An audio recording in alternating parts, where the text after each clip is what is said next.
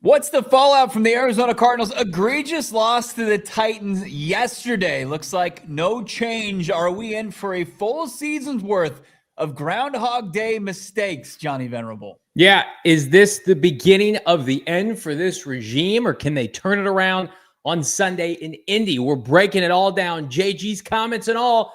Drew Petzing safe for now. PHNX Cardinals starts now.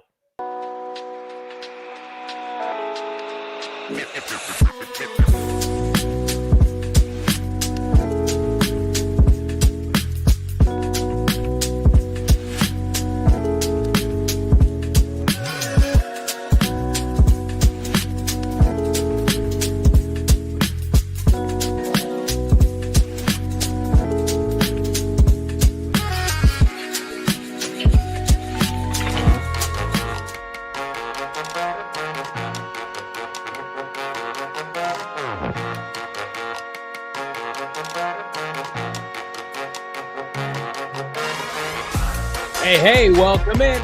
Live from Studio K, presented by our friends at Circle K. It's the PHNX Cardinals podcast, your premier, #1 Arizona Cardinal podcast. Like and subscribe. Leave us a 5-star wherever you get your programming. I'm Johnny Venerable. He's Brack, joining us live from Studio K. Noah Man, producer extraordinaire behind the mic. We are here. We are putting our best foot forward, and we're here to debrief what was a historically bad loss, Bo, to the Tennessee Titans and everything that comes with it. Putting on a brave face today, aren't we, guys? Good job. What's up to everybody in the chat? And of course, this brought to you by Bet365. Download the Bet365 app today. Use the code PHNX365. Download and deposit $10. Place a bet for $5. Get $200 in bonus bets. Bet365, never ordinary. As I said, that promo code PHNX365. You guys light it up with your PHNX supporter emojis. Love to see those. Love to see everybody in the chat. Win or lose, you're out here. Yeah, it's therapeutic. Corey the Stew, it does hurt. Pain. You've got, how about Claymore Jones? I see you. Shaft, Michael, Space Ghost 93. What's up with you? Killer Rex. So many people here ready to talk about this team. Were they expecting maybe a shoe to drop as far as this organization goes from a play calling standpoint, from a roster standpoint? Johnny, what we can tell you is no. The answer is no. Status quo moving forward. No play calling responsibilities removed, and no benching has been done as far as that we know the Arizona Cardinals. It's just crazy how we got to this point 5 weeks into the regular season, and you've got Jonathan Gannon having to open his press conference basically with a public apology for his engagement with Emari Demercado on the sideline, which, like, I don't know how much time we want to spend on that. Like, I didn't have an issue with it. I don't, besmirch people who did. And we've got the bite that we're going to play from JG later, but it just, if you'd taken like a time machine from like July 4th, it's just like all the vibes and the goodwill that this franchise has built up, even with the, fall from grace at the end of last year. And a lot of people, including myself, we talked ourselves into is a personnel problem. They need reinforcements. They need continuity. They're going to roll with it. And it's collapsed at the seams right now. And I think as much as you and I are going to sit here and we're going to talk about it all, and I want things to improve, and I hope things do improve. Like, we're 12 weeks away from the unknown. I truly believe that. Here, let me preface this by saying, like, I think Drew Petzing will be relieved of his duties, if it's not today, if it's not tomorrow, in 4 months from now, like, barring something unforeseen, right? I think we're at a pivot point with Kyler Murray, who could be an unfortunate casualty to how the season is going and the time frame. Like, I think we're 4 months away from that. And then, what would it take for Jonathan Gannon to be relieved of his duties? I think it would be a monumental collapse, but we've seen worse things happen. So, like, there are a couple different avenues this team can take, but I'm not going to sit here on 4:30 on October 6th and sell everybody a bill of goods that, this team's, they're close. They are not close. They lost to the worst team in the NFL yesterday. And even when they were playing well in the first half, like, the Titans were imploding. They were dropping footballs. They were missing guys open. So there's just not a lot of good right now. and we're not going to come here and say anything otherwise. No, and I was talking with some of our colleagues today at PHNX, and it's like, we're not going to turn on the mics and the camera and say, here's your path out of this, because that would be unfair. That would be disingenuous. That would be trying to turn the page when I don't think we're at that point yet. People are furious. They felt like they've been sold some goods that aren't what they initially thought they were going to be. I mean, as far as the rebuild, this year 3, kind of putting that in the rearview mirror, and that things were going to be different. And this team that was 8-9 was going to be a team that was going to be consistently in the playoff discussion, where now it's like, to steal from Jim Morris Sr., is like playoffs. I want to win a game. We got to win a football game. And to sit here and try to spin it and say, well, they've lost their last 3 games by a combined 5 points, that doesn't have to matter to anybody. Like, we've seen how it's just been a tough watch. It's been a sludge of a 2025 season, and nothing has looked easy consistently. Nothing that resembles consistency has been portrayed in the 5 performances that we've seen as of yet for the Arizona Cardinals. So people are trying to figure out what the hell is going on.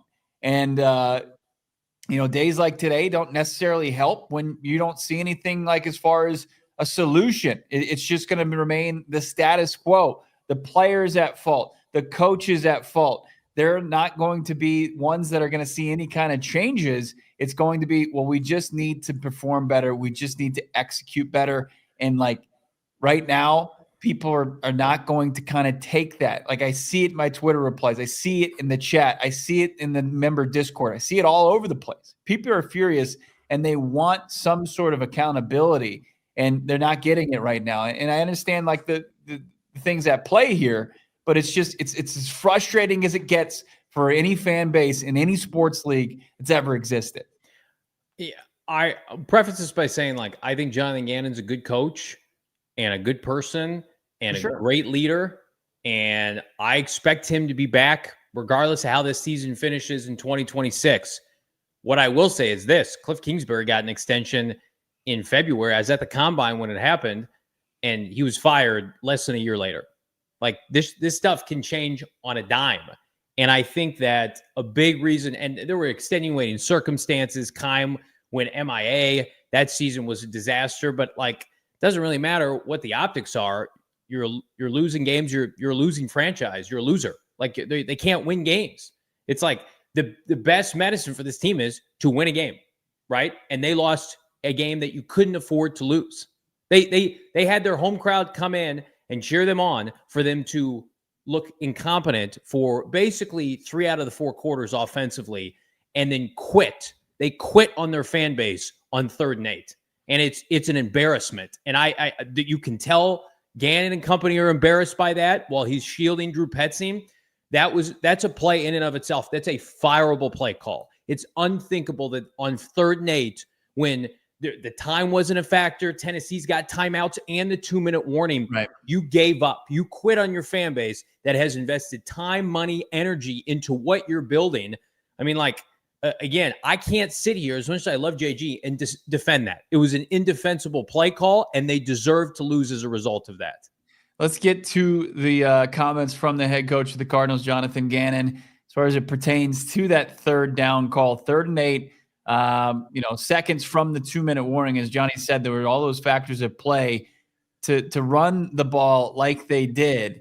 Was head scratching. Here's, after watching the tape, after thinking about it, getting some sleep on it, JG's response to it. Yeah, I talked to Drew about it. I think we got to put our guys in a little bit better spot there. We were expecting one thing. They didn't give it to us. I could have used the time out there. That's something I could have did a little bit better, because I know he didn't really love the call either. So it's something that we talked about, and we got to put our guys in better spots. He made the call. It was his call.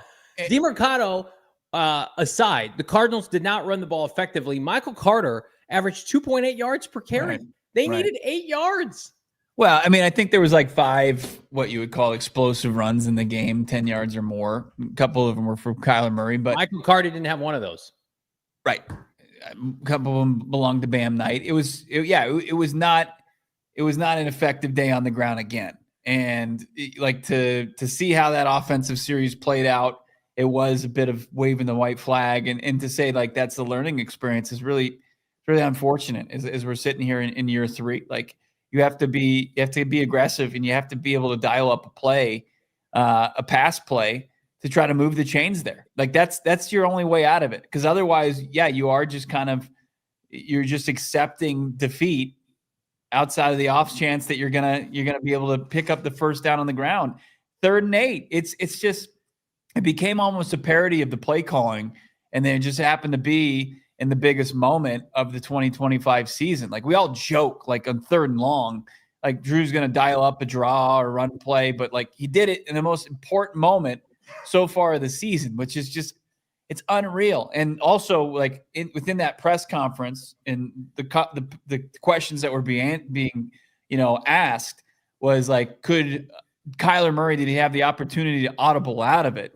So as far as that play, no, he did not have the option to audible out. So there was no options there. That was the play call that he had to run at the line of scrimmage. So I mean, like you hate to see when you're trying to bleed clock, your team take the timeout, but you should have done it. Like that, if that was the lesser of two evils, you had to take that. I think the most disheartening thing outside of the collapse itself was like that instance, knowing that is something they felt unified on. And that's the kind of coaching that this franchise is sporting right now in a division that fields 3 winning head coaches, in a division that consistently churns out Super Bowl contenders, NFC West contenders, and that's what we have going on in Arizona. It's a really disheartening feeling. And I think you go back to the prior 2 years and you felt like the Cardinals had some juice with this staff. I mean, this is a low point to the umph degree. Like defensively, yes, they can make the adjustments. They're number one. I tweeted this out. Give them credit. Give the players credit. 19.2 points per game. They're number one in the NFC defensively. And that's with the offense just being a joke. But the NFC West is happy to let the Cardinals flub around, dick around, and score single digits while they win games 17-10, right. 17-13. The Cleveland Browns do it every year. The Cardinals are the Browns of the NFC. They have taken the identity. It's cliche. It's ironic because Drew Petzing's mentor is Kevin Stefanski. They have taken on that mantra, and they have the dysfunction in games like the Cleveland Browns. So it's really unfortunate because, again, I have the utmost respect for Jonathan Gannon. I like Drew Petzing as a person. I hate coming on here and talking about people losing their livelihood. But, I get blowback in the chat, and it's viable. It's like, at what point, how can we classify JG and company as winners when they're 14-25? I think it's just me being hopeful because we've spent time with him, and I see how much he's committed to the process and how much more, seriously he takes this. And, I still believe there's a culture builder and a leader there, right. But this is when you're really going to need to lean on that. Well, yeah. And then organizationally, just from top to bottom, you hear these next level conversations that rarely have been had within the facility, right? So it's crazy when it feels like you're having surface level problems when you have that caliber of football minds in that organization. Right. Now, we normally save super chats for the end of it, but this one is a special one. This is a very generous super chat. Matt to the power of Joe. Thank you so much. $49.99, $50. Thank you, Matt to the power of Joe. It's Misery Monday, if there ever has been one. My birthday is this week, but I couldn't wait to drop a super chat on the best AZ Cardinals podcast in the universe. I'm full of rage, sadness, and I'm humiliated beyond comprehension. Bird gang till I die. I mean, it is embarrassing. You don't want your team that you spend so much time and energy rooting for to be the embarrassment of the NFL, but that's what they are today. And we were promised, I hate to use that term because no one's really promised anything, but the Keim days, the Kingsbury days, the off the field embarrassments, put those to rest. We're going to have a product that you can be proud of. I mean, it's a difficult time because we're watching it with our eyes and they're unraveling at the seams and they don't do anything well. And then the messaging Monday through Saturday is that how much they like their coaches and the personnel and the play calling. And that directly or indirectly, and I know it's not intentional by JG, and I know he's supporting his people every day in that building, But man, like at some point you have to get results. And I think that's what he was alluding to when he mentioned that the clock is ticking, whether you're a first overall pick or an undrafted player. But like the Cardinals have good players. The Titans have a roster similar to what the Cardinals had 2 years ago. Right. And they have a head coach that everybody in Tennessee once fired. It's not a player problem. I don't care. Demercado, that's a reflection of coaching. You didn't hammer that point home. Let me ask you something, Bo. The Kansas City Chiefs did that last weekend, right? That happened in the Kansas City Chiefs game. Or Colts, excuse me. Yeah. Indianapolis Colts. That happened last weekend. What were the Cardinals doing last weekend? They were off because they didn't play. They played on Thursday. You don't think that watching that, it's like, hey, let's remind everybody to be buttoned up and don't do those things. Those plays every single year. They happen. They're inevitable. Some knucklehead does it exactly what Emari Demercado does. It happens multiple times a year. Right. It makes the not top 10 plays of SportsCenter. It's scoured across the social media channels, and the person is made out to be a fool. And players keep doing it. Right. And the fact that it just happened, especially in the moment that it did, it's so mind-boggling to me. And you're right. Like it seems like it's just one of those, like, it should go unsaid. But like when you're a team that's about the process and the details, like you got to cover your bases. Apparently they were off. They didn't have anything going on last weekend, right. And they watched that happen. And then their players did it. Right. It's a brutal day for Cardinals fans as they try to pick up the pieces from that loss. Do we want to get into the interaction on the sidelines after that? I mean, I don't. I see that. I wake up today and I see that, just peppered on my timeline, and I see the video, and it's painted up as like, the JG hit him or slap him, or like trying to paint the picture that this is like Woody Hayes or that this is like Bob Knight, and it's just like, that's not exactly what we witnessed. But then we hear like you and I both knew that Gannon was going to have to address it today in the press conference. Yeah. This is what he had to say. Yeah, I actually I woke up this morning and didn't feel great about it, honestly. And so in the team meeting, I addressed it. I apologized to Emari, apologized to the team, and I just told him I kind of let the moment of what happened get the better of me there. Obviously, like I try to be emotionally stable and calm because my job is to solve problems when during a game and kind of lead the charge on that. So it's not really who I am, who I want to be, and I told the guys that today. So it's a mistake by me, and it's just like everybody in there. Everybody made some type of mistake yesterday, which is, culminates to why we didn't win the game. And we can't let it happen moving forward. I mean, there are people who are quote tweeting that into oblivion, like prominent national people who are critical, and they're using this as an opportunity to pile on. And then there are people that they're like, that's the only good thing Gannon did yesterday. So right. To me, honestly, if I had an issue with it, guys, I would say it does not bother me.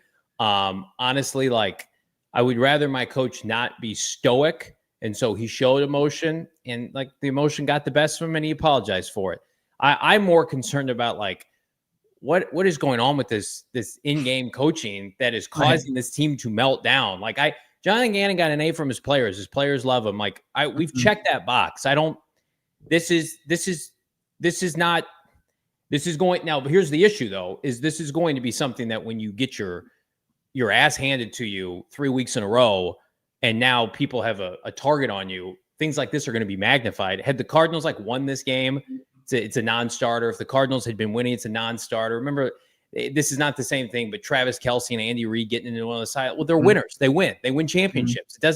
It's just part of the emotion of the NFL. It's part of the emotion of football. If you've ever played football, but when you suck offensively, and you're embarrassed as a fan when balls are hitting Kyler Murray in the face, and that you're dropping a football on the 1-inch line, and you're fumbling interceptions. Guess what? We'll just sprinkle this on top too. Yeah. I mean, for once, people are talking about the Cardinals, right? Back-to-back weeks.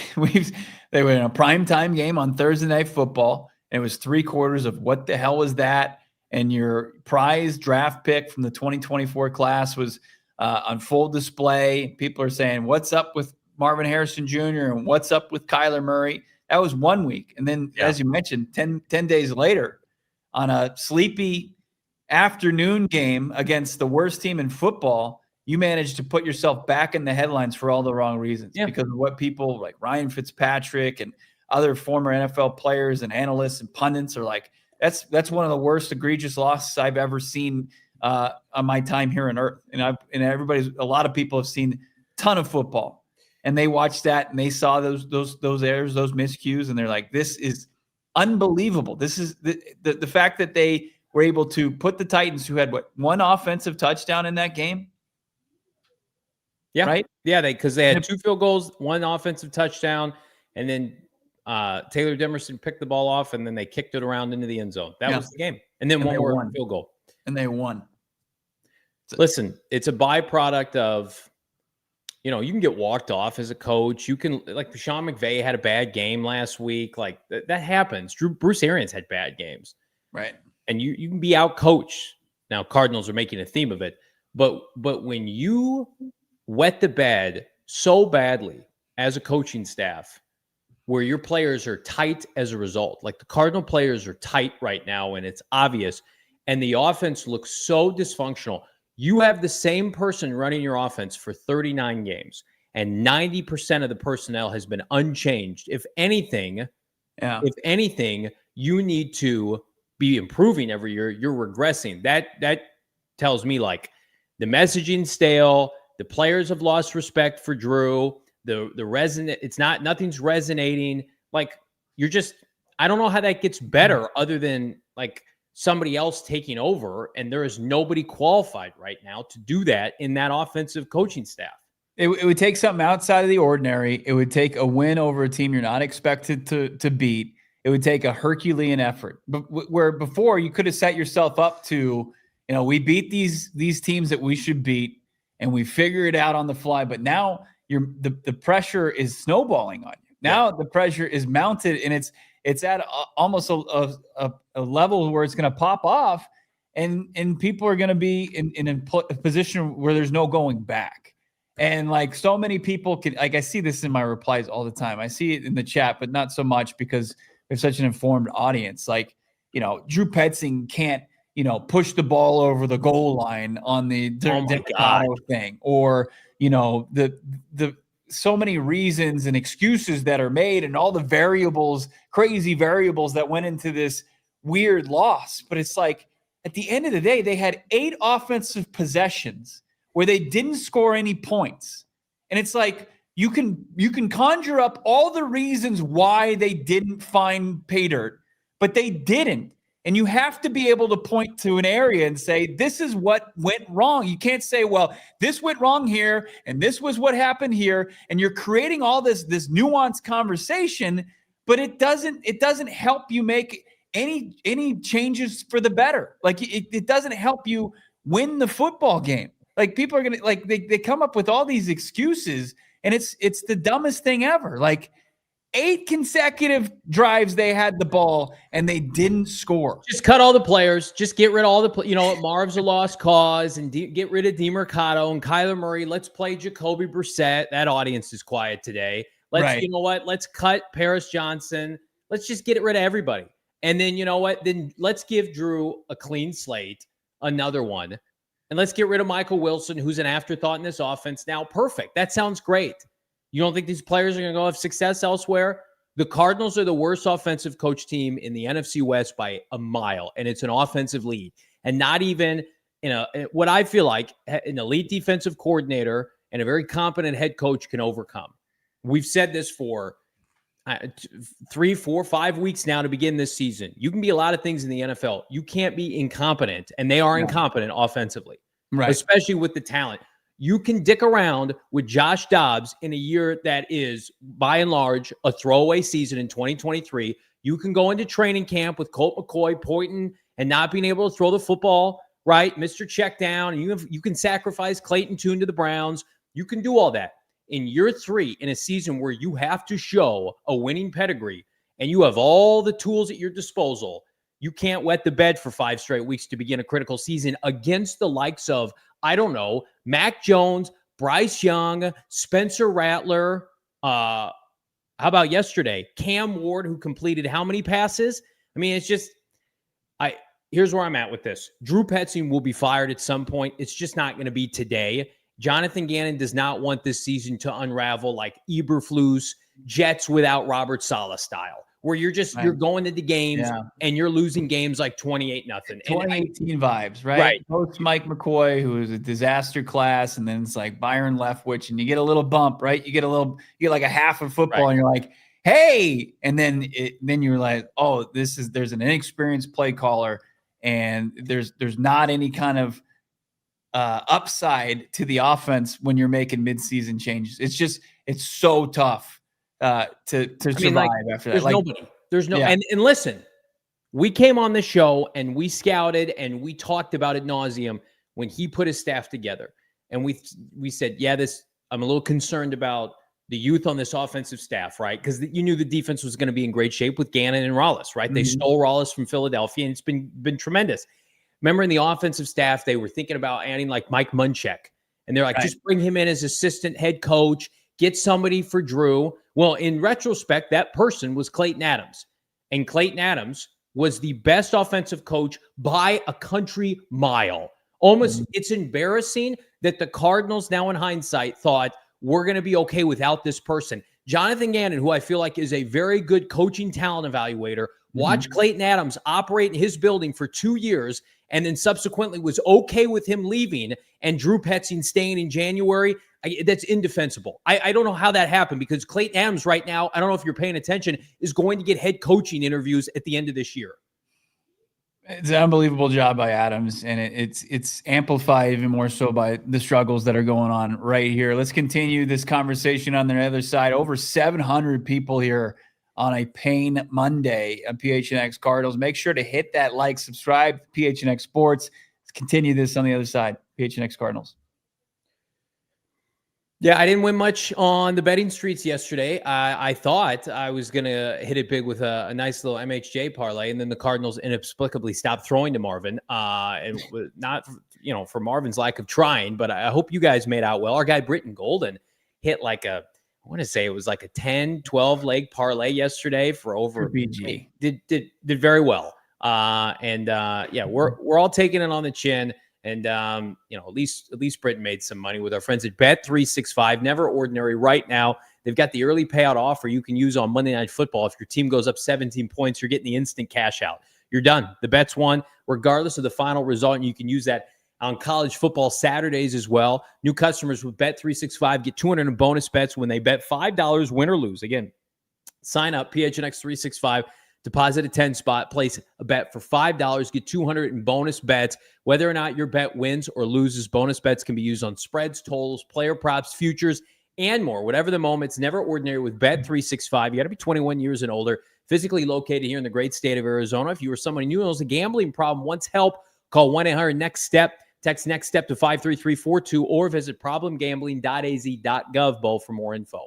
The temperatures are dropping, and of course, you're feeling that fall weather. Why not match that with the fall vibe with a new outfit from Mack Weldon? I know Johnny wants to get maybe a scarf. I don't know, something fall-y to match his pumpkin spice. Yeah. Whether you're going to go out and you're going to have that fall vibe, or you're going to, go to the gym, or you've got maybe a nice little party you want to attend, you can do it with the right fit from Mack Weldon. They've got their new tech linen line that combines the easy charm and classic linen with the Cool Max technology.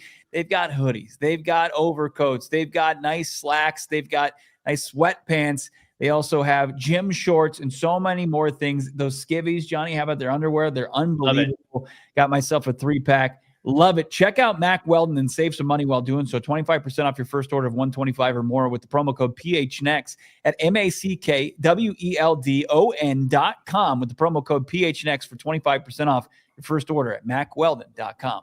We have a special guest tomorrow. I'm going to choose to tease it today. whether or not we can get to 5 new supporters before the end of the show. Dang. If you guys hit us with that join button down below, we get a 5 spot of supporters here on the show. It's just $5 a month. I will unveil with Bo our special guest for tomorrow's show. Join the supporters club.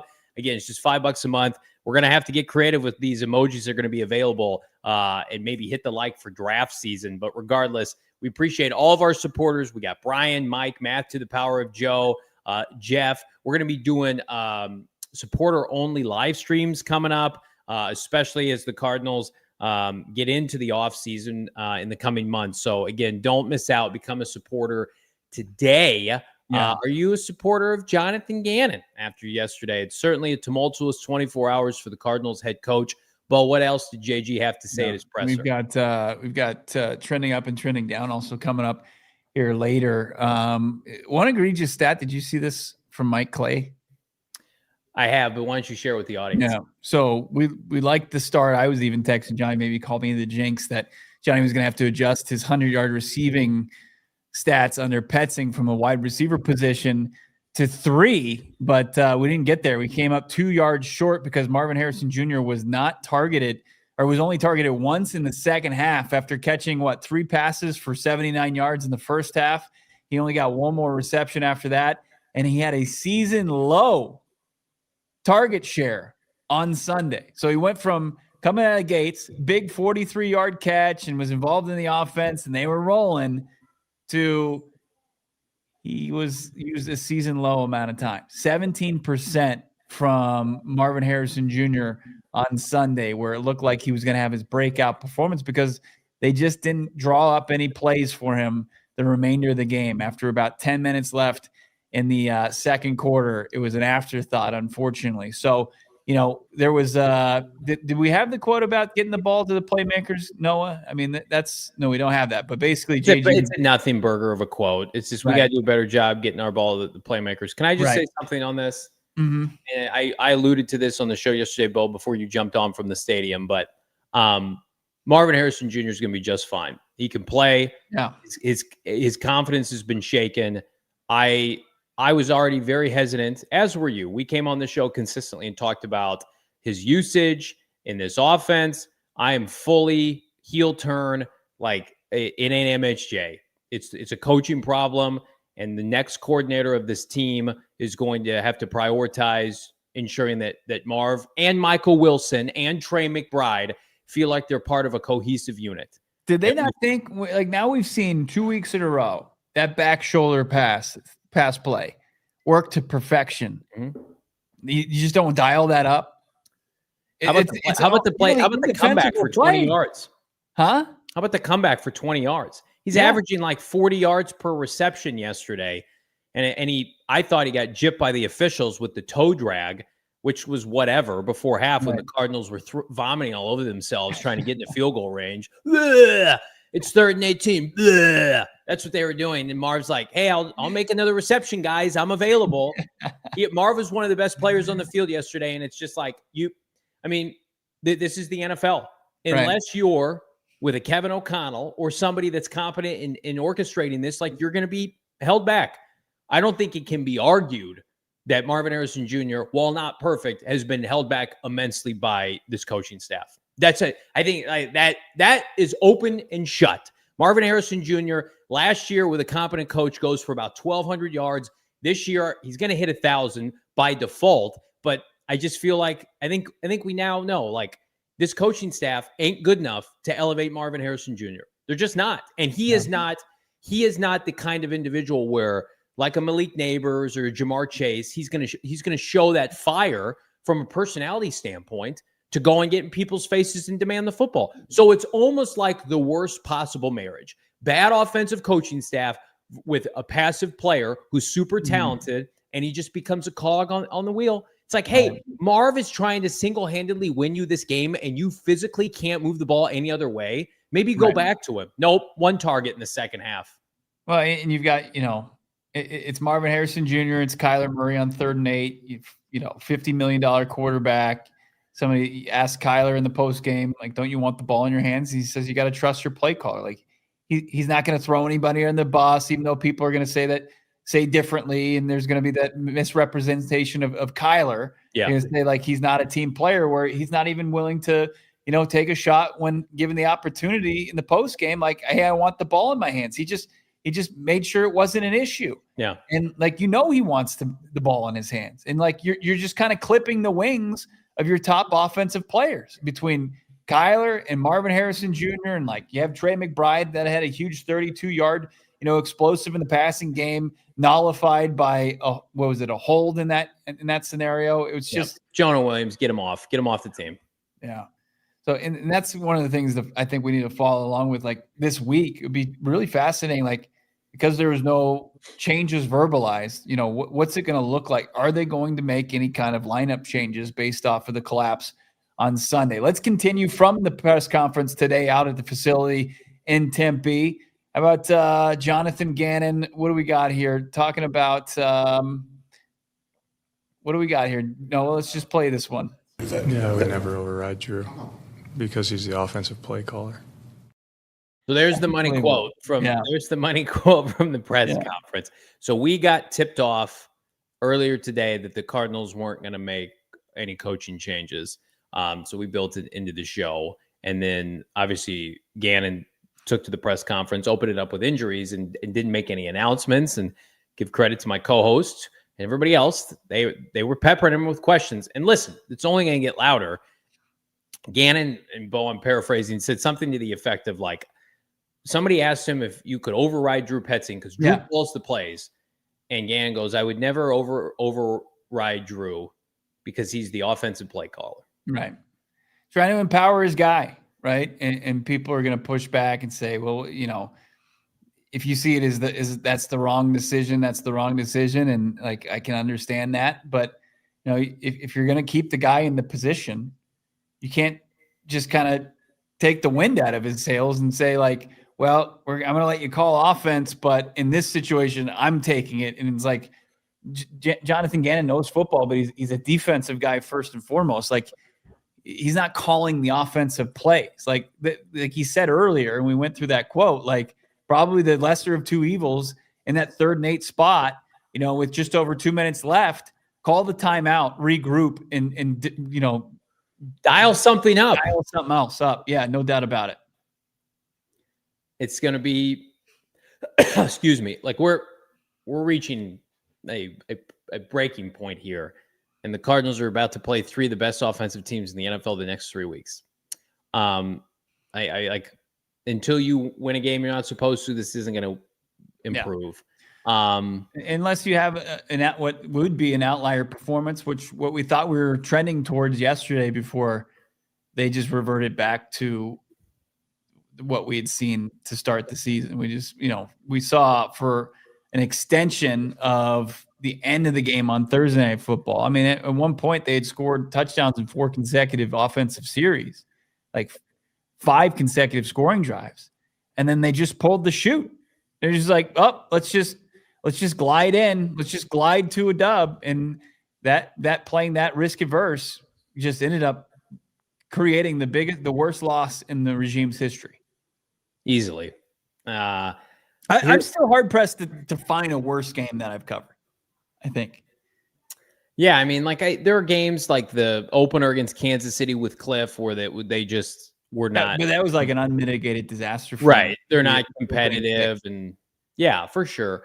But again, like circumstances I think matter, and this is a 3rd year of what should be a crescendo, and like Steve Wilkes was one and done because he was a disaster.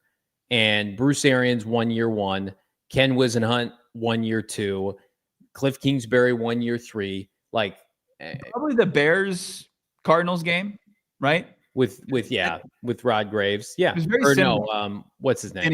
Danny Green. Yeah. I mean, very touchdown. But but the Bears were favorites. They were going to the Super Bowl. They Cardinals, like they had that game and they blew it. But like the Titans are the worst team in the NFL. Yeah. The Titans are worse than the Jets. You guys all watched that game with your eyes, and it was like this team can't compete. I don't know if the Titans are going to win another game this year. They're a terrible team. Right. And your product was so bad that not only did you lose, you played to their level and allowed them to steal that game from you, and your team was tight as a result. They're just what you watched, especially in the fourth quarter, is a direct result of the leadership of this franchise right now. That's the toughest part. And I do believe, JG, like, they didn't lose just because of the Demercado play. They lost because this team in year 3 with the same play caller they've regressed offensively and they can't put games away. Right. They flubbed around against the Saints and the Panthers and could have lost both those games. They couldn't put away Mac Jones. Zay Jones dropped that pass. Last week against Seattle, they scored with 5 minutes left in the fourth quarter. They screwed around the entire game. The first half was an embarrassment on national TV. Right. You're embarrassing this. Your offense is embarrassing this fan base every time you take the field. Like, and that's the tough part for me as a Gannon supporter, when he comes out and he's staunchly committed to Drew, and it's like, Coach, Drew is embarrassing this entire franchise and this entire community with what he's putting on the field. This can't continue, but it will, because they have to, because they didn't have enough foresight to do what the Seahawks did. And listen, I do believe this. If they could have a mulligan, he would have been fired and they would have promoted Clayton Adams, clearly. But now you have to wear this. You have to wear this on the chin that I flubbed up a key talent evaluation that is now potentially going to cost many people their jobs, including myself. Yeah, it's gonna leave a lot of people in the wake, really in a tough spot if they make it to the other side, which would be 2026 offseason and beyond. Yeah, I mean, 4 of the 5 games, right? It's your offense has put the team in a position to lose football games at the end of the game. Like, you had the one where you had to come roaring back and you tie it right before the end of the regulation, and unfortunately, it's 5 for 5. They've been awful every game. Right, 5 for 5. The offense has cost the game nearly all 5 games. Are the Cardinals going to be at full strength when they hit the road to Indy? Jonathan Gannon with an injury report, and we're not completely out of the woods as far as QB1. We'll get to it next. PHNX Cardinals.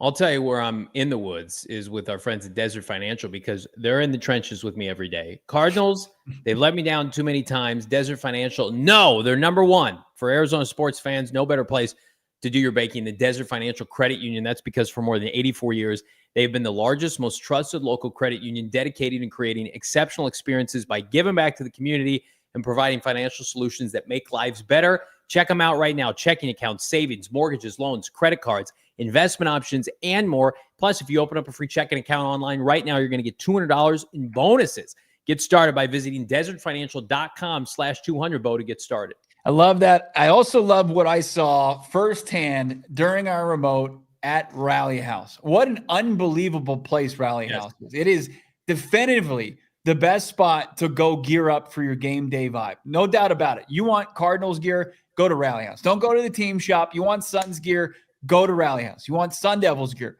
go to Rally House. Shop the most outrageous selection, and it really is outrageous. I don't know how they make money. Like, I don't know how they carry all these cool products and sell enough to, I mean, that's why I'm not a business owner. But Rally House, it's unbelievable. They've got all your Arizona sports teams. Go buy your gear at Rally House. You're not going to be denied. And it's better than just like sitting there and browsing your phone and saying, hey, I want this, and cherry pick that stuff. Like, you go there and you're like, this is all legit. I want all of it. I wish I had enough money in my bank account to afford all this. I'll never financially recover, but they've got great prices as well. Check out Rally House right now. Find your local, your closest location, Tempe, Mesa, Glendale. Find your local Rally House today. Shop their entire product assortment online, rallyhouse.com. That's rallyhouse.com. Again, just 3 more supporters needed to unveil our special guest tomorrow, who's going to have tremendous insight as it relates to Kyler Murray's future. So you're not going to want to miss it. We lost our guy, Johnny. I mean, maybe we need a couple more supporters just to get Johnny back. I don't know what the heck happened. What happened? You just get I was anxious with my mouse. I'm so overstimulated today because of yesterday. But what I was trying to say is, we have a banner guest tomorrow. Just 3 more supporters. I promise I won't come off screen again. I did. I've had enough. We read 162 super chats yesterday, and I am very grateful. But I feel the emotion from this fan base right now. It's palpable. And sometimes I just need to take a breath. Yeah. You're emotionally drained. Yeah. I understand it. You're emotionally bankrupt. Yeah. We got a ton of super chats today as well. So we'll have to get to those shortly. Let's hear from Jonathan Gannon as far as the injury report, and then I'll translate. Real quick on the injury front here. So 87 has an ankle. He's going to go to IR. I'm sure you guys saw that. 50 has a knee. So we'll see how the week goes. The quarterback has a foot. We'll see how the week goes. 0, you saw, was on a pitch count, but he came out okay. He was kind of right around the amount of plays that we wanted him to get. 76 was on a pitch count. He came out okay, kind of right where we thought he would be. 63, obviously, Evan missed the game. He's doing better today, so we'll see how the week goes. 16 is doing better. We'll see how the week goes with him, and 56 is doing better. So that's a long list there, but we'll see how the week goes with those guys. Yes, so, translate, Bo. Yeah, so unless you have the Cardinals numerical roster in front of you, Darius Robinson, 56, Max Melton, 16, Evan Brown, 63, guys who missed this week's game. Those are guys that are still, I think he mentioned they're trending in the right direction, but obviously ones to monitor throughout this upcoming week. Tip Ryman, 87, is done for the year. Obviously, you saw the horrific, gruesome leg injury he suffered to his ankle. He's going to go on season-ending IR. Looks like there's hope for Cody Simon, who left the game with a knee injury. And then, of course, he mentions Kyler Murray, still that foot. And Kyler told us in the post game that it was something he was going to have evaluated. And it's just going to be something we're going to have to monitor, Johnny, throughout this week. So going up against the team in Indy who's shown with Indiana Jones, Danny Dimes, that they can score the football with like some of the best in the league. You want to be at full strength, but that's going to be a situation you're going to have to monitor. Like I've got a pretty good feeling that Kyler's not going to miss this game, right? But I don't think it's for sure. And then we don't have video, but I have it on my Twitter where I asked JG about the guys on the injury list that could potentially have their practice window open, and he said that's something they're discussing tonight. So we'll see about Walter Nolan and BJ Ojulari, guys that are eligible to have their practice windows open and potentially get back, but nothing as of right now. Good hell, do they need some good press in the worst way? Yeah. They need a Walter Nolan I thought that was going to be like hey, yesterday was kind of crappy, right? Look over here. Look at this. Hey, guys. It's like, no, not yet. No. And then, again. You get nothing. That's you where get to sit and stew in this loss like all of us. That's where the cryptic injury stuff seems kind of effed up now. It's like, you can do that. You can be, and I don't think JG's smug mugging it, but it's got to lead to, why did Bill Belichick get away with all that cryptic garbage forever? Because they were winning. They were kicking ass and taking names. The Cardinals just lost to the Titans. You got to be Mr. Transparent up there. You got to tell it like it is, because people are seeing through this now. People are ready to bail. We have endured so much losing. Bo and I have been doing this show for 4 years together. We're yet to see a winning season. And we're not entitled, but we understand. I've been watching Cardinal football my entire life. I know who's in this division. If you're not buttoned up as a franchise, you will get exposed. And I thought they showed tremendous progress last year. 500 in the NFC West, swept San Francisco, beat the hell out of the Rams early. And I thought, okay, you can sell me on maturation of offense, load up on defense, let's go. They are a worse coach team than last year with better players and a schedule that is a cakewalk compared to last year. We've been playing the Lions and the Rams and the Bills, and it's just they were more competitive in those games. Right. So that's why and a funner watch, a better watch. No, it was a better brand back then. There was at least against bad teams they just suffocate a bad team. Right, and it's like you see this 4-week insanity run by the Cardinals, and that's all it is right now, where they get 3 walk-off wins and another dub in between, and they're 6-4. It's like, was that the fluke? Was that it? Was that Was that the best of this that we have? I know we got to go to break. Mike's saying, what better players? Mike, they went out and bought Josh Sweat has 5 sacks. Yeah. They went out and bought a front Campbell's 7. Still playing. Dalvin Tomlinson's still playing at a high level. They have level. Jonah Williams, who was out last year. Marv in year 2, right? Like Michael Wilson in year 3. Kyler Murray a full year in this offense. It's the maturation process. The entire defense has been upgraded. It's just like, but they're worse. Yeah. They're a worse team. The offensive line is deeper and healthier than it's ever been in this franchise's tenure under JG or really under Cliff. They are one of the worst offensive teams in the NFL up front. Why is that?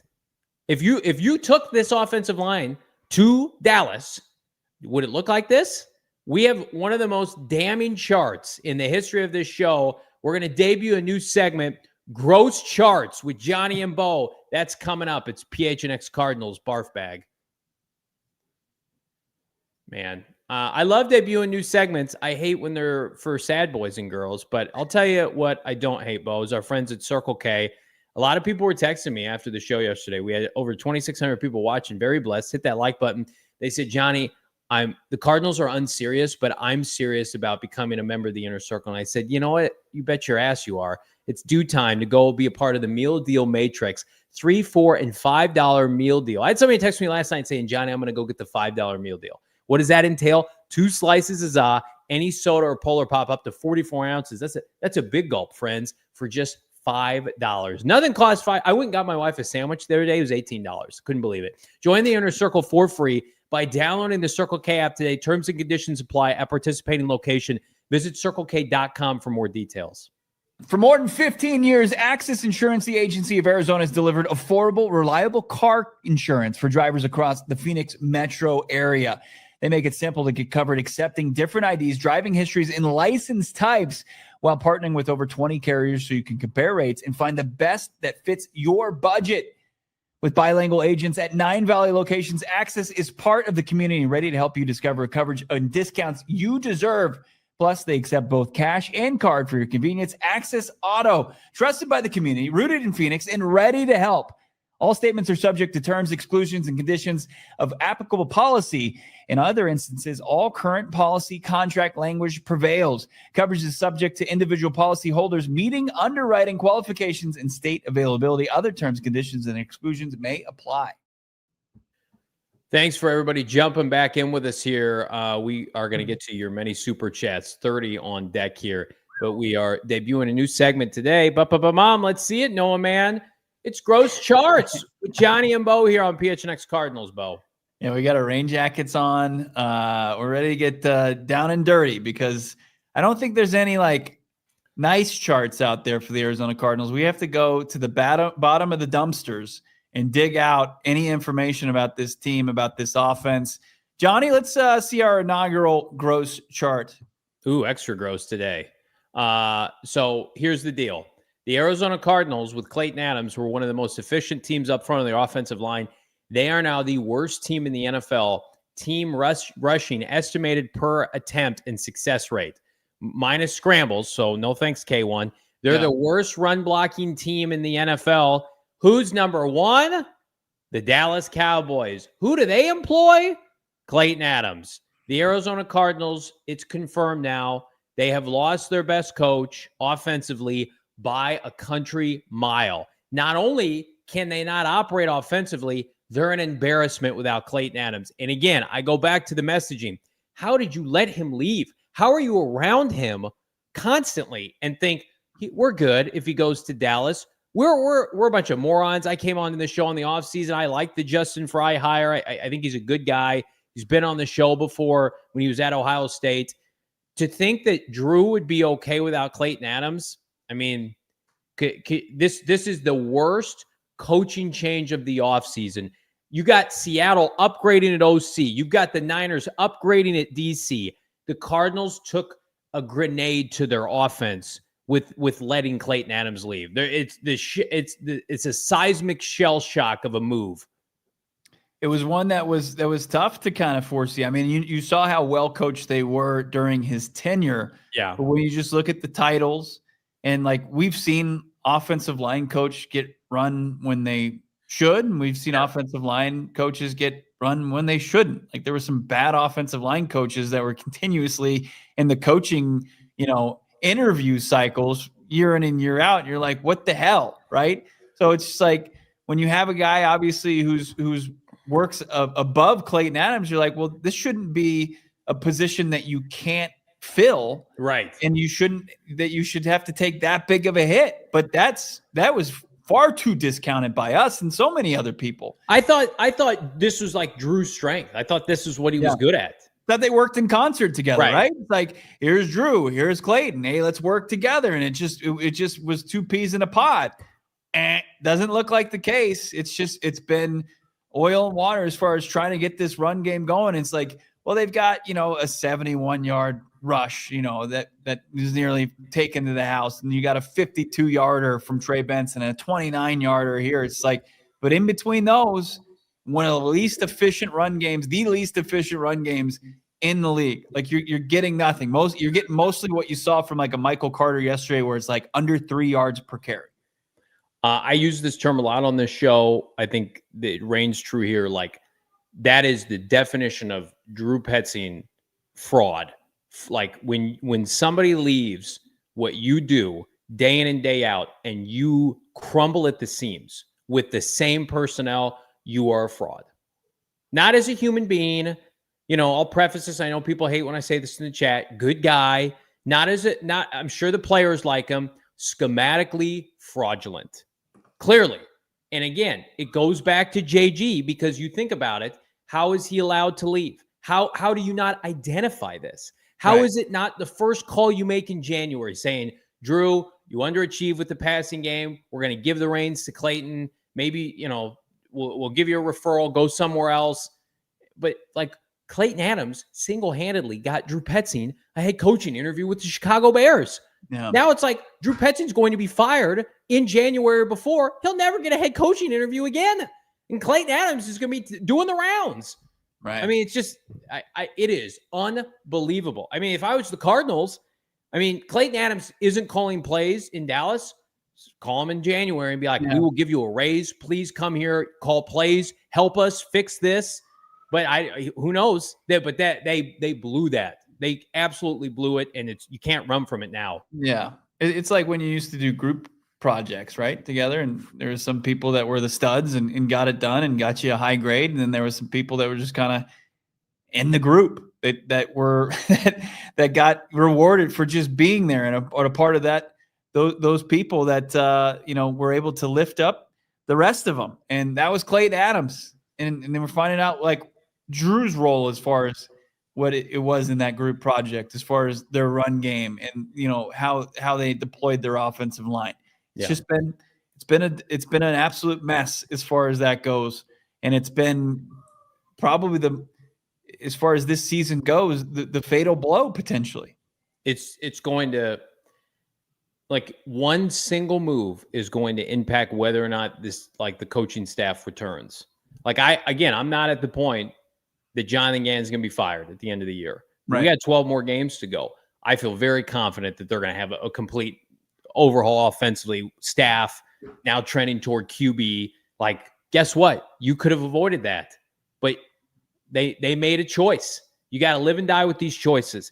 The San Francisco 49ers, ultra aggressive, have told multiple defensive coordinators, have eaten a bunch of contracts, and they're like, get me Robert Saleh. We have to do Robert Saleh had options. Kyle Shanahan relationships courted him back. And I love JG. I thought relationships was a big part of his draw as a head coach because he got Rallis and he got Justin Fry. Man, you look at what Seattle did. They were like, Geno Smith is a bum, and they've been proven right. He's terrible. They shipped him out for a draft pick. I love Mina Kimes. Mina Kimes came on our show and other shows and said they will regret that as a Seattle homer. She was incorrect. They knew. Mike McDonald knew, and he was self-aware enough to say, Geno, not only do you need to leave, ROC, get out. We need to find somebody else. The complacency by Gannon right now is costing him now and is going to cost him long-term. This is not patty cake time in the AFC South with the Jags screwing around with Duval at 3-1. This is the NFC West. They'll slit your throat. It is cutthroat here. You will be unemployed. You can't do it. Continue our conversation. Thanks for tuning in on our TV partners in overtime. Overtime. Let's maybe lighten up a little bit, Johnny. My God. Blah, blah, blah, blah, blah. I mean, it's an interesting like debate, obviously, in hindsight, dwelling on the past in the offseason, but it's like what would have been the play? Because it was such the Cowboys, as far as how they operated, that post Mike McCarthy was just so out there as far as how other NFL teams operate, and it caught the rest of the league off guard, including the Cardinals. And it's like, did they have a chance to counter or figure out, like, they thought that the hiring cycle was over and they were relatively unscathed. Yeah. And, that they were going to be able to retain Clayton Adams, and then we're going to keep Brian Schottenheimer. He's going to be promoted from OC to head coach.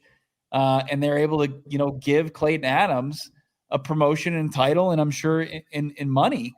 Like, where do you go? Like, that's where you had to. It's tough to have that hindsight and be like, well, they should have either promoted Clayton Adams, title, raise, and then figured out, what Drew wanted to do with the organization, if there was a future here or not. Would he have been okay with taking being demoted to pass game coordinator or whatever it would have been? Yeah. I mean, to me, how could he? I guess it's his job to know, but like, I remember Clayton Adams leaving, like, we were bummed because we thought it was going to impact like the Cardinals' ability to pass protect, and they're not great there either. But like, nobody could have foreseen on the outside, and it's not our responsibility to see this, that the foundation of what they do as a team, like it's their identity is gone. That was their identity. Tip Ryman, who's now ironically injured, James Conner, Trey Benson, Paris, all like, your identity was, we're a smash mouth physical football team.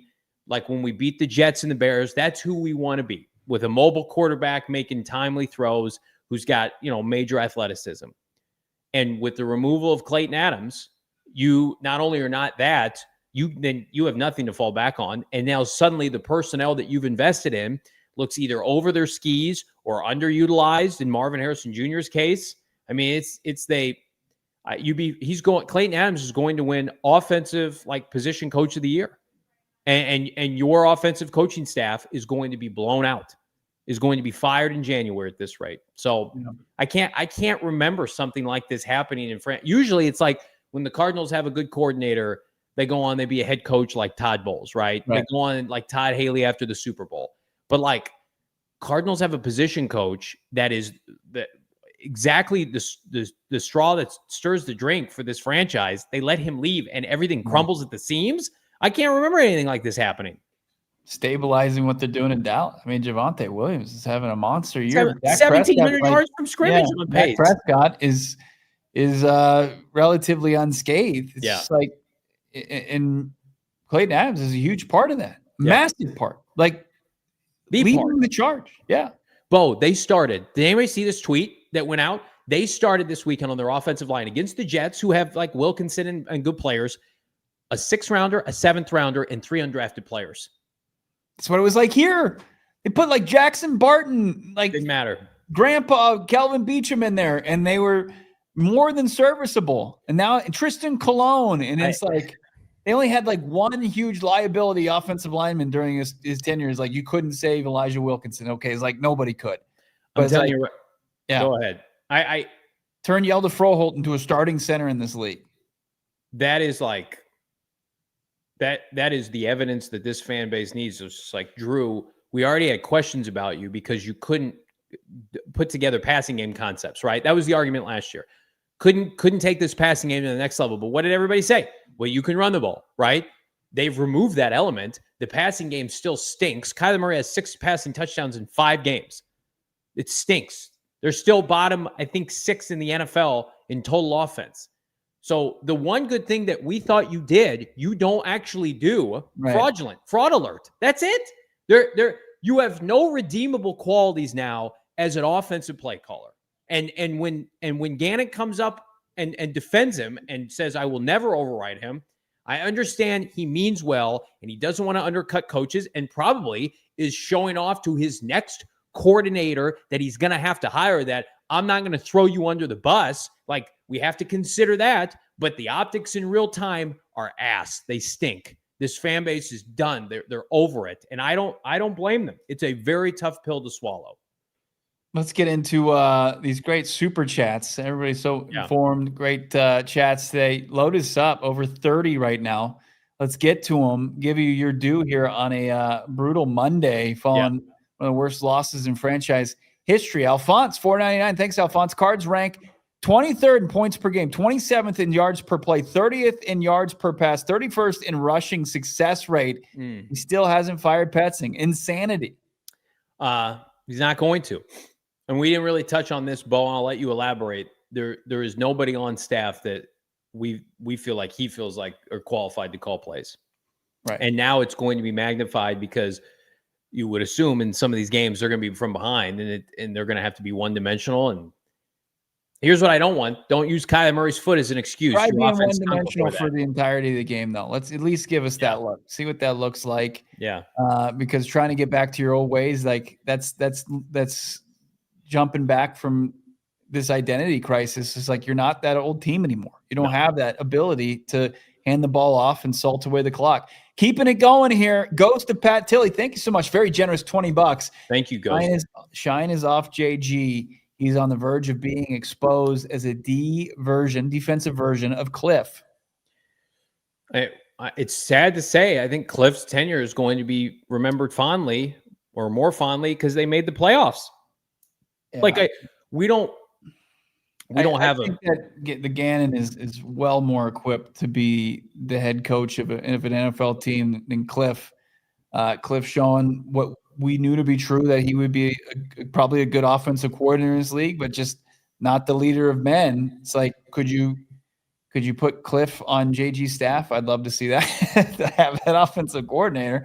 It never happened. Even though he's still getting paid out handsomely by the Cardinals. Steven Jackson, $4.99. Worst loss in franchise history was a mortal lock, too, when they ran it on 3rd and 8. Everyone knew they were going to lose at that point, and I sat there with Britton Golden and Noah, and I said, surely they're not going to run the ball here. And they did. And the boos rained down at State Farm Stadium, and they deserve it. And any goodwill they had left, even before the loss, went away at that point. Like that, I said it yesterday. I've said it on Twitter. Like that's the definition of gutless, scared. Like, I mean, I don't care if you don't trust Kyler Murray to make that throw, you had all offseason and go get somebody else. Should have drafted Jackson Dart. Should have done the Seahawks maneuver. But you're like, no, Gannon told us on set he's going to have a monster year, and you chop him off at his knees. And take a 4-string running back and run him into a brick wall when he's averaging 2.8 yards per carry. It is like, here's the bigger issue is like the gaffes, the football follies that happened with the Demercado play and the fumble and the Kyler Murray hitting in the face. I feel like a lot of that has glossed over. The 3rd and 8 was the worst part of that game to me, in my opinion. I know people that argue the Demercado. 3rd and 8 was you were in control there. And you told your fan base, we're done for today. We've quit here, Tennessee. Take the football. We're all done. Like, Demercado, unfortunate play, but was not a direct result of anybody but Demercado. Yes, and it's an extension of coaching, but the messaging of quitting on 3rd and 8, I'm not over yet. I don't know if I will get over that. Josh Espada. Thanks for not being like AZ Sports Radio media. They're all terrible. They lie, tell us everything is okay, and not believe our eyes or blame K1. You know, I mentioned this on the post game, and Bo can speak on this if he wants to. Like, I don't want to give people homework, but like, pay attention to the messaging around the Valley, the messaging from other outlets, how they frame things. And like I love Jonathan Gannon. We've had him on the show multiple times. I want him to do well. It will never interfere with the way we communicate, our honesty, the transparency that we bring to the many people humbly that subscribe to this show. And if it did, then we shouldn't have this platform. We shouldn't do this show. Right. I wouldn't want to consume that. Bo wouldn't want to consume that as a fan. So be very careful, because there are going to be markets and there are going to be specific shows that you'll see around the Valley play one side until the last minute and then flip and become critical and say, no, we were actually critical. We held people accountable the whole time. And that's simply not true. True. Very true. They'll do funny bits and stuff like that, funny shtick. But when it comes down to the substance, to have the conversation, to talk about what the fan base is talking about, they won't do it. Libertarian Sasquatch. I started looking at college QBs today. That's where we are. We're here. Bo and I joked because we're going to the Super Bowl this offseason and we're going to the Combine. And we thought, well, maybe we could do less at the Combine because it's a lot of scheduling. And, the Gannon and Ossenford typically talk at the beginning of the week. And Bo mentioned to me a couple weeks ago, hopefully they don't need a quarterback because the quarterbacks usually talk Friday or Saturday. Right. And here we are looking to spend an entire week in Indianapolis. Can't wait. Noah, prepare yourself. Yeah. Libertarian Sasquatch coming back. Blue chip, tight end, wide receiver, left tackle. It's time for a new QB. The thing about the quarterback class is you're hoping that it's going to age better with the continuation of the college football season, because what we thought was going to be a pretty good crop it's kind of lost its shine a little bit, and some of the top prospects that you thought were going to be there look like they need more seasoning or just can't play. We're gonna have to see some better performances from this quarterback class to think that it's going to be, deep enough to be able to pluck one from this crop. Martin Davis, $5. Thank you so much, Martin. I was going to travel from the UK to Arizona in November to watch a home game for my 50th birthday. I'm glad I didn't buy tickets now. This is just a shit show. Martin, you are one of many people I saw in the comments yesterday to our post-game show, which, by the way, is our highest viewed live show ever for this PHNX Cardinals. We appreciate that. Many people saying, I was going to buy tickets. I was going to do this. I'm done now. And, that makes me sad. But, Martin, I understand it. It's people questioning their fandom yesterday. Why do we subject ourselves to this? And you do what's right for you, Martin. I do think Gannon's trying. I think they're trying. Do I think they're making horrific mistakes privately and publicly? Yes. I would rephrase a lot of my messaging, but I mean, you're in a position right now where these are the players and these are the coaches. And if you don't like the product as a fan, don't consume it. Don't spend money on it. But we're here every day to hold them accountable and hopefully find an avenue out of this, because it's bleak right now.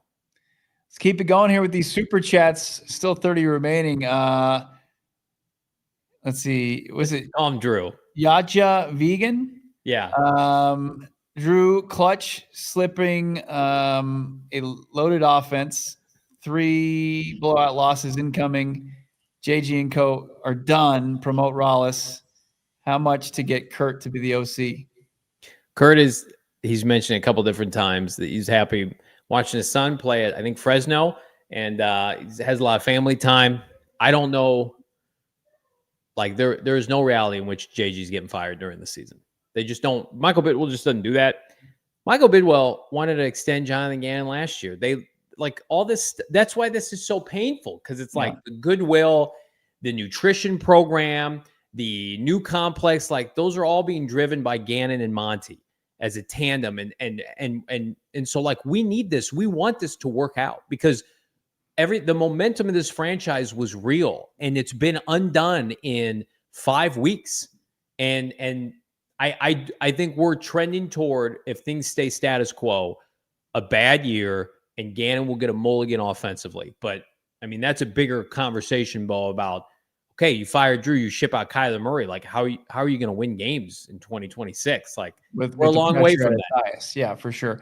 Keeping it going here. $5. Colin. 5 weeks. Inept offensive play calling. JG can't solve any problems. I've seen zero accountability. Just regurgitate coach speak that leads to nothing. That's what's going to be tough. That's what's tough with staying with the status quo after seeing mistakes, after countless mistakes. It's tough to sell people and keep them hopeful for that. I think that's a good chat. No doubt about it. Chris, $10. Thank you, Chris. It's a Monday afternoon. There's no firing or cuts. It's embarrassing to see the sports world make fun of us. It's like the 90s all over again. I want accountability. I'm sad to be a Cards fan today. It is a sad day to be a Cards fan. It is sad when there's zero. That's probably the biggest thing, Bo. Yeah. That Gannon's messaging to the fan base and to the public lacks accountability. Let's keeping it going.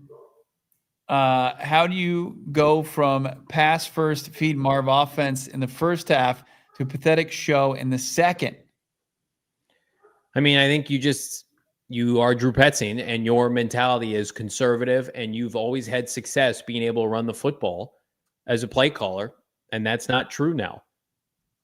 That's the fraudulent part, is like he thinks that he can still operate like he used to offensively, Bo, and they can't do that anymore. I mean, like they were so conservative. The broadcast called them out before half. To think they were just going to sit on this for 3 quarters and not have to score again. Yeah. The NFL, the Titans players get paid too. Keeping it going here. How about Charlie Sinclair, our favorite Chargers fan that joins us quite frequently? Drew Petzing and Greg Roman are terrorists. Woof. Two similar play calling profiles there between. But Greg Roman was cooking when he had real players. I mean, Drew's been bad. The Cardinals' offense has been healthy all year. Right. Trevor Begay, 199. Can JG get mad at Petzing like he did at Emari? I'm sure they've had some tense conversations, don't you think? But they're so committed to each other as a coaching staff. I want to believe that people are getting chewed out, but we're getting the same product every week. It doesn't matter if it's the same product. Jack, 199, 1 to 2 targets in 3 quarters from MHJ. By the way, it's pathetic. He needs a new play caller, and he's probably going to get that and a new quarterback. We're like Marvin Harrison Jr. is 23 years old. He's got so much good football in front of him. Trey McBride's, in his mid-20s. Michael Wilson needs a new play call. They need new people involved. And again, like this is a conversation for tomorrow, but like the impact this is going to have directly or indirectly on Kyler Murray, I think is going to be significant. Hey, Seuss, $20. Thank you so much for the support on that level. Bo, the fans booed this offense on Thursday Night Football, then booed on Sunday, back-to-back games. How does this coaching staff not see this as a problem? Yeah, I mean, if you open up, your smartphone, computer browser, you read anything about this team, it's unavoidable at this point. And yeah, at State Farm Stadium, back-to-back games, the fan base is letting them know that they're unhappy with the product. So yeah, I don't think it's fallen on deaf ears. It's just, how are they approaching figuring it out? And I don't think it matches what the fan base wants to see. I mean, you've seen it all today. I mean, people want accountability, and they don't feel like they're getting it. And you can understand the frustrations there. Keeping it going here with the super chats. Buanaki, I get JG can't get rid of Drew. I don't like it at all, but why doesn't Gannon put pressure on him to stop being conservative, air it out, stop relying on the run? Why doesn't he do that? I think they thought they aired it out. I honestly think that they thought, well, we aired it out and we scored some points. Now we can just get into run the ball mode. I mean, I think that's what they thought. And they would probably tell you behind closed doors, and this is the ignorance, is like, well, if Demercado hangs on to the football, it's like, but he didn't. Right. And you lost. And the only way you got, and that was an outlier. The Demercado play was an outlier play from the run game. The pass game was there all game. Yeah. You get Jonah Williams out of the lineup. Outside of the penalties that you suffered and the pressure that you gave up. Why? We got to get through these a little bit quicker here. Buanaki, another $5. Like, seriously, is Gannon still believes being conservative is the way to go? Then at this point, he's asking to get fired. It's too conservative. Buanaki, 1,000%. Mark, he's playing in all the defensive head coaching tropes. Mark, last wide receiver other than MHJ to reach over 100 yards in a game was Greg Dortch in 2022. Marv's going to have some 100-yard games this year because they're not they have no choice. They can't run the ball. They have no choice. Tip Ryman's gone. Marv's going to have a good year. Brian, $5, 10 days to prepare, and the best they came up with was 13 personnel, but with Beach instead of Higgins. Players are going to quit if they haven't already. You start to stack losses. I talked to somebody close to the situation today, and it's not yesterday that can be their undoing. It's the coming weeks where you let this hang over you like the Bears last year with Eberflus and the Hail Mary, and then you become like numb to the losses, and they start to pile up, and you do the woe is me. That's why Gannon kept talking about we have to turn the next page. That's when you'll see if people quit or not. Yeah, clock is ticking. J-Dub 2000 jumping in $4.99. The offense worked for what this team needed in 23. Team is better now, and Drew doesn't adapt to the offense and its team's strengths. Feel bad for the players. And you allowed Drew to manipulate your draft with the drafting of Tip Ryman and not to dog on a guy who's out for the year, but like you have not played your player's strengths. Mac Daddy, 714, $4.99. If we somehow buy at the deadline, we need an O-lineman. If not, I would want them to keep K1 with a new OC and best available lineman in the draft. We're going to have plenty of time to talk about draft, but I think there's no way in hell this team's buying unless they somehow win a couple games in a row. Short stack Goblin. It feels like we're the only team in the league that actively tries not to get our two best players involved. One MHJ target in the second can't happen. You look at Ibuka with the Tampa. It's like, hey, he's a rookie, but at the same time, we're going to feed him the ball because he's really good. And Jackson Smith and Jigba. And you look around the NFL, all these teams that are consistently winning, Puka Nacua, it's like, get them the football. You can't use the crutch anymore that Marv doesn't know what he's doing. It's like, no, Marv can play. We've seen that. You're the problem now. You're the problem. The coaching staff's the problem. Yeah, no doubt about it. Keeping it going. How about Arizona Cardichokes? I like that. Cardichokes. I was a fighting artichoke for Scottsdale Community College. It's nice portmanteau. Jonathan Gannon will never be on the level of elite coaches in this division. He needs to go along with Drew Petzing. I mean, we're seeing a coaching mismatch for sure, and the divisional games will be very telling. Cruz, $4.99. I can see the Cardinals not winning another game the rest of the year. Then Gannon would be fired at that point. I think this guy Odegaard did an updated Vegas win total, 6.5. And then somebody said they don't play a team with a losing record for another 2 months or something. Eesh. AZ Moses, 89. JG saying he won't override Drew's play calling. That is a fireable offense. In my opinion, head coach should overrule his OC when he makes laughably bad calls. I think he will override him, but he's telling everybody he won't, which is bad. Look, you deflect. And instead of deflecting, he's just doubling down on Drew, which is, you just can't do that right now. He's not a good offensive coordinator. Kyler, $2. I just threw up in my mouth after that chart. That's why we call them gross charts. Corey, $1.99. How do you feel? We collect gross charts. That's our thing. It's a weird kink. Corey Blair, how do you feel about if we win the next 2 games? Honestly, win a game. Back and the season's back on. No, but please, they have to win them. I'm not gonna like get that far ahead of ourselves when we just lost to the 0-4 Titans. The Cardinals are a bad team. They're not a good team. Yeah. Are we buried yet? Kyler Plummer. I mean, there are massive changes, and we got 12 more games to go. I want to we're going to look for small victories now, like Marv, Will Johnson, Walter Nolan. Like, who are the pieces? Who are the building blocks that are going to be around?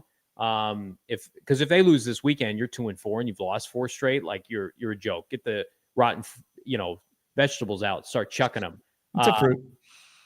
Tomatoes are fruit. Yeah. Diff DeLamp. It's crazy how we are a few plays from 5-0 and also 0-5. It's not a line I want to walk. No, but yeah, that's the NFL though. Like I'm not saying you're making an excuse with your super chat, but like there are coaches around the NFL that are fired every year. Like, well, look, we're 1 possession away from winning it, but you didn't. You lost. You're a loser. Tyler P, Canadian, $6.99. Keeping Petzing means the season is over. There's no figuring things out offensively as they keep embarrassingly maintaining. Sample size is large. Drew is a bad offensive play caller. That we have that as a resume, can't be argued at this point. He's bad at it. He's not good at it.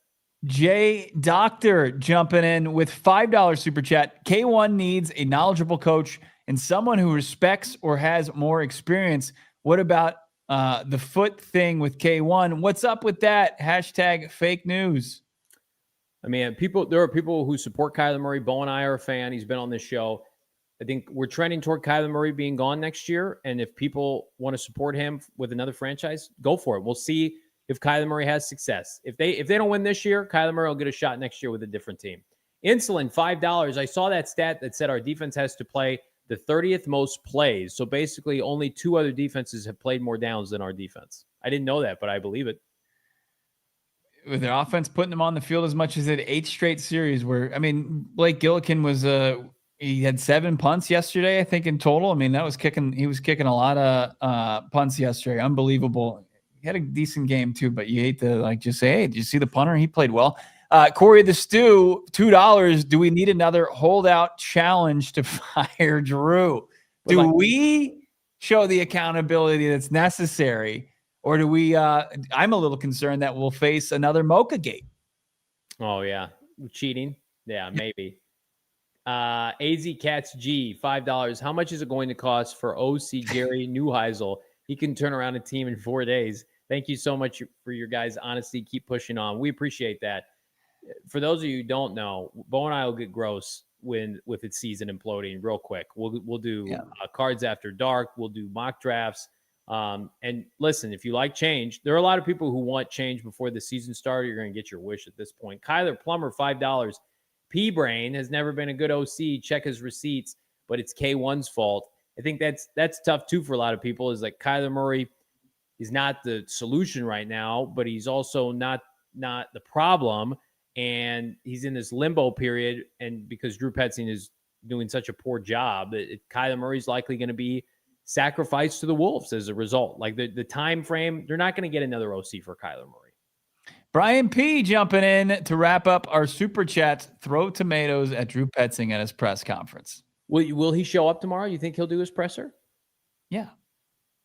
He'll be there at 11:30. I guarantee it. Now, are you going to like what you hear from the Cardinals offensive coordinator? I seriously doubt it. Now, you asked for 5 new supporters, and you got 5 and then some. You guys crushed it. Yeah, 7 in total joined up, supporting PHNX Sports and everything we do over here. Josh Espada, friend of the show. How about keeping it going with Martin? Thank you, Martin. Woo. How about Oh For Sure, who's been in the fold for a long time?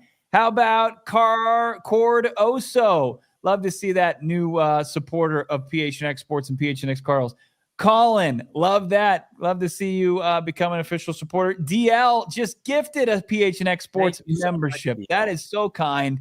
And then wrapping it up, Tamara Smith became a YouTube member. DL, a special thanks. That's such a cool gesture for everybody that you gift out a supporter opportunity so people can hit us with the Johnny Chug emoji and all the other great emojis. And you get the option to watch the supporter-only streams and the polls and all that stuff that comes with being a supporter. We're so thankful and grateful for everybody that spends their hard-earned dollars to help support us. Ask and you shall receive. We had to send out the bat signal. Usually we talk to this man out of season. He is joining us tomorrow atop the show, NFL Insider. Let's see it, Noah. Benjamin Albright, who was on Twitter yesterday, adamant that he believes the Cardinals are going to go in a different direction than Kyler Murray. He's going to allude to that, what's going on with Drew Petzing, why Jonathan Gannon is safe, and more. Benjamin Albright, who once upon a time broke the news of Jonathan Gannon on a lowly little fanboy podcast in January of 2023, returning to the program tomorrow. Excited to have Ben on the show. Big friend of the program. Love what Ben's doing. And, one of the best NFL insiders in the business is going to join us tomorrow. And you talk about authentic. That's why we bring Ben on, because he doesn't pull punches, no doubt about it. It looks like Darth Vader was this recipient of DL's supporter membership. That's fantastic. Glad to see Darth Vader in the fold as a supporter. Pay it forward. I love to see it. Who pays it forward that are gifted memberships? Maybe they gift it to somebody else. It's like getting 55 tacos, 55 French fries, 55 burgers, and paying for the person behind you in line. Unbelievable show. Obviously this fan base is fired up. Some people could just say, I'm done with it, and then move on to hoops is right around the corner. MLB playoffs are going on. You can turn your attention elsewhere, but people care about this football team, win or lose, and we're going to try to shoot you as straight as possible with it. So we're thankful for everybody tuned in here on our kind of Reaction Monday show. Dylan asking, how do I join? Dylan, just click that join button down below. It's just $5. Become a part of the supporters club. We appreciate everybody It's the best way to support what we're doing right now. We are barreling toward 50,000 subscribers. We had a monster weekend despite the losing of the Cardinals and the embarrassment of this franchise. You guys are proof that this community is as strong as ever, wanting the best thing for the Arizona Cardinals, and that is not whatever the hell we watched yesterday. So again, big thanks to all of our new supporters. And we're in a position right now, Bo, where, I mean, feels like every day on this show is going to be a roller coaster for the next 12 weeks. There is no breathing room. There is no security. Jonathan Gannon, Kyler Murray, Drew Petzing, the skill players. I mean, like this is the kind of dysfunction that this team wanted to avoid when they brought in this regime. It's staring them right in the face right now. When that video of JG broke earlier today, it's just like, how is this happening? But it's here now, and they have to be able to find their way through it. They're going to stick around. Right. Yeah. It's right next to where, the channel name there on the left side below us here on the video. It's PHNX Sports. And then you got that join option right between the channel name and where you can set up alerts. Hit that join button. Just costs what, $4.99 a month at minimum. Yeah. Unless you hit the MVP level. But it's it was 90 minutes. Yeah. As they said in the chat, who was it? It's thanking us for 90 minutes of content. We appreciate you guys sticking around with us for 90 minutes, and it continues tomorrow. We didn't even get to trending up, trending down. We've got 6 each departments where we feel like are trending up and trending down that we'll get to tomorrow. Hit that like button. Subscribe to PHNX Sports here on YouTube. Get us to 500 likes here on a big-time loser Titan Aftermath Monday. You're a big-time loser. I am. I feel like a huge loser. I was walking around. I'm like, I'm a loser. My team's losers. It was very mopey, too. Yeah, it was very mopey. Yeah. For Bo and Noah, I'm Johnny. We're back with Benjamin Albright tomorrow. Don't miss it. We all silly like the mayor.